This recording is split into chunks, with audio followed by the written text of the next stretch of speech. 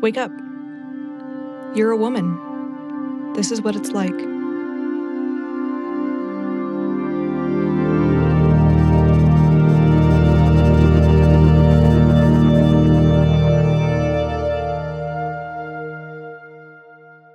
Every morning I get dressed knowing that my appearance requires effort, care, and constant attention.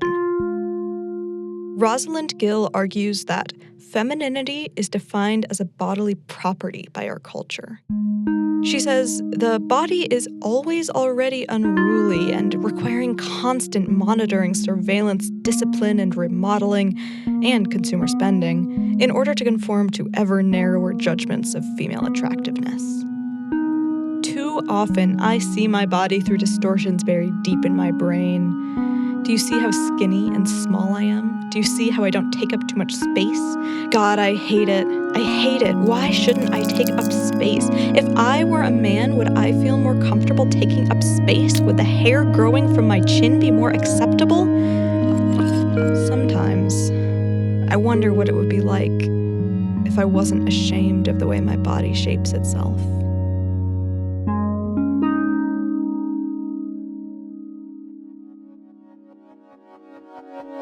I watch men move, and sometimes I'm so envious of their confidence in their bodies that I want to cry. Meanwhile, I struggle to throw, to run, to jump. I've never wanted to learn what my body is capable of. For some reason, I'm always more worried about how I look. I had no words to describe why I felt this way until I read Iris Marion Young. She wrote, "We learn to live out our existence in accordance with the definition that patriarchal culture assigns to us. And therefore, we often experience our bodies as a fragile encumbrance rather than the medium for the enactment of our aims. So I try to find ways of experiencing my body that bring me joy instead of shame. Ways that don't ask me to be strong or fast, ways that diverge from the masculine ideal, touching without fighting, allowing my body to move without pain or force. I think that would be nice."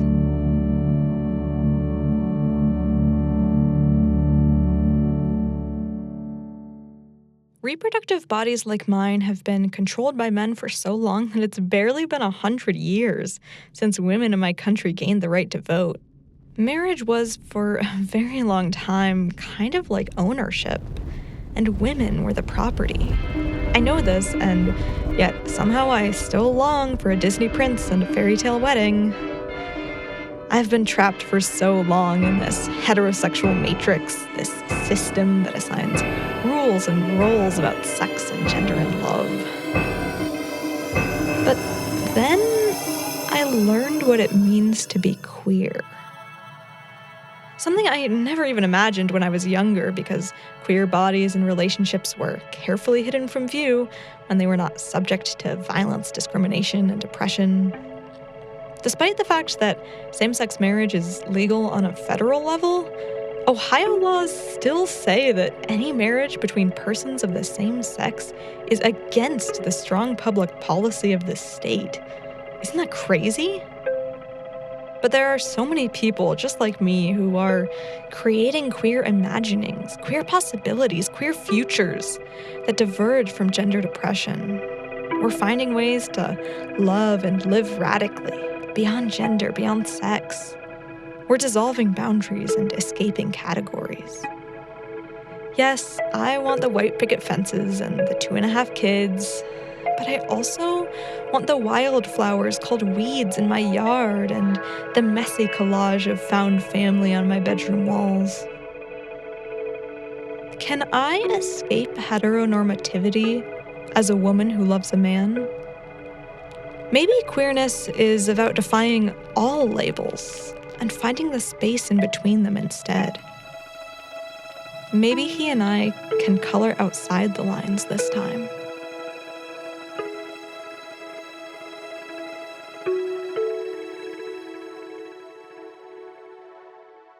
When I find blood in my underwear, the first emotion that rises in me is irritation. Because it's an inconvenience. This is now underwear that needs to be washed and blood that needs to be contained. And after it's clean, it's got to be cleaned again to prevent stains. Stains have no effect on the functionality of the underwear. So why do I feel the need to erase the evidence of my body? To pretend that the absence of blood is normal and its presence is abnormal? What if my body is normal, and the presence of blood is not something that needs to be washed away and hidden and ignored? Must our physical differences be moralized? Can they not just exist? Young writes, female processes challenge the distinctions between inside and outside, solid and fluid, self-identical and changing. Just because patriarchal society says male bodies are default bodies and default bodies don't menstruate, doesn't mean I should pretend it doesn't happen to me.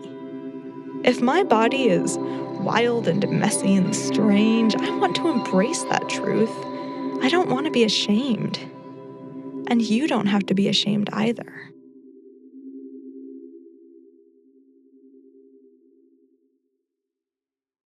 Sometimes, I think femininity is nothing but a marketing scheme. Dresses and pink toys and home goods with smiling women on the packaging. Lingerie and makeup and razors for shaving all that unsightly hair on your legs. And here's the worst part, I'm not just willing to participate, I'm eager to. I've purchased so many products just to be a more appealing woman. Mascara and lipstick and eyeliner, lacy bras that look so much better on the Victoria's Secret models than they do on me, high heels to match every celebrity on TV. I happily swallow the consumer products being forced down my throat, and then I open my mouth for more because no matter what the ads promise, those products only make me more insecure. But when I finally turn off the television, I can see the products that truly bring me joy, and they have nothing to do with a manufactured ideal of femininity. There are cardigans and crocheted things to cuddle with. There are books, mostly unread, waiting to be loved. There are mugs, each one unique, ready to be filled with tea. And then there is me, trying to find a version of womanhood that has not been turned into an advertisement.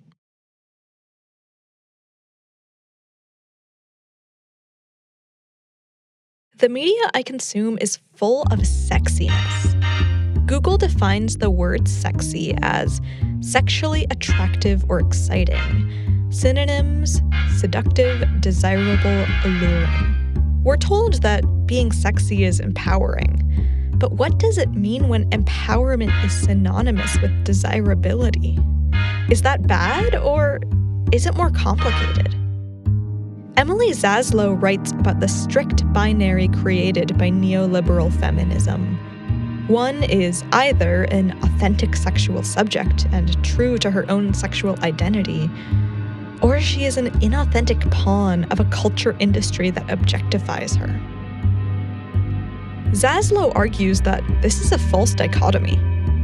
We are all always part of a system that creates norms about sexuality and sexiness. This is inescapable.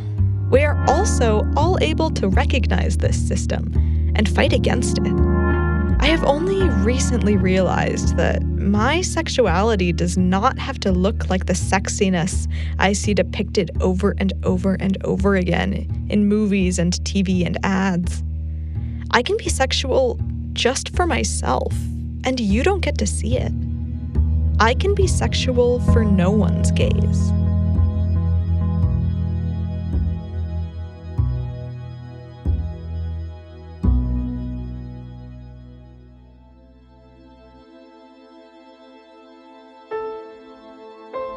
Yesterday, I saw an ad telling me to be myself and embrace my skin while showing a sleek, stylish little razor shaving small hairs from a woman's face. If this ad really wants me to be myself, shouldn't it be emphasizing that we're free to choose whether or not we want to shave our facial hair and both choices are okay? But I guess it would be pretty hard to sell a product if you acknowledged that true empowerment doesn't require consumer goods. And this is when I'm reminded that every time a company tells me they're empowering women, they are lying to my face. Here is their grand plan to keep us complacent. They will talk about girl power and being a girl boss and tell us that everyone is equal, of course, without ever mentioning that the Equal Rights Amendment was never actually passed by Congress. They will do their best to make us believe there is no need for the actual hard work of feminism, which is advocating for those who desperately need help even when no one wants to listen, fighting tirelessly to eradicate sexual violence, protecting bodily autonomy for everyone, and deconstructing gendered roles and assumptions with feminist theory. I need you to understand that my body has always been defined by other people. But what if beneath my clothes I am an unknowable creature that cannot be contained, something that does not know the boundaries of within and without? Judith Butler asks, what is left when the body rendered coherent through the category of sex is disaggregated, rendered chaotic? Are there possibilities of agency that do not require the coherent reassembling of this construct? Can I live in this body without it being gendered?